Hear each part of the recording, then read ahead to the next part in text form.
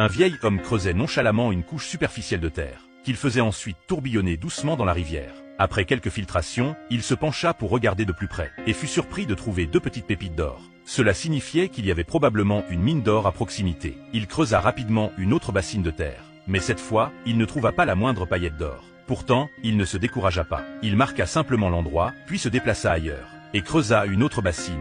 Cette fois, il tamisa 4 particules d'or. Il creusa à nouveau, obtenant cette fois cette particule. Le vieil homme souriait de bonheur. En se basant sur la répartition de l'or qu'il avait trouvé, il avait grossièrement deviné la direction de la veine aurifère. Il lui suffisait de continuer à creuser dans la direction où l'or était apparu en plus grande quantité pour trouver la mine. Mais même un prospecteur acharné doit manger et se reposer. Au cours des jours suivants, le vieil homme dormit à la belle étoile, fit cuire des légumes sauvages, dormit sur un sol boueux, pêcha de minuscules poissons de rivière, et vola même des œufs d'oiseaux. Affamé, il fut ravi de trouver 4 œufs, enfin quelque chose de savoureux. Il envisagea de tous les prendre, mais au moment où il les glissait dans sa poche, il remarqua un hibou qui le fixait. Pris en flagrant délit, il rendit les œufs un par un, penaud. Enfin, peut-être en garderait-il juste un. Après tout, les oiseaux ne savent pas compter, n'est-ce pas? Se sentant un peu coupable, il redescendit. Le repas du jour, un poisson avec un œuf.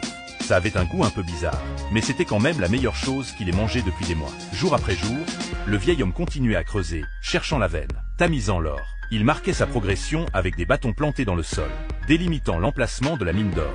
Après 3 jours d'efforts acharnés, il était sûr d'avoir localisé avec précision l'emplacement de la veine.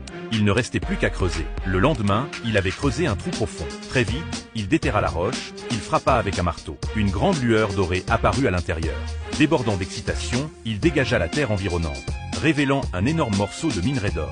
À ce moment-là, il rit de joie, totalement inconscient que le désastre était sur le point de frapper. Soudain, il vit un reflet devant lui. Quelqu'un était là, tenant une arme.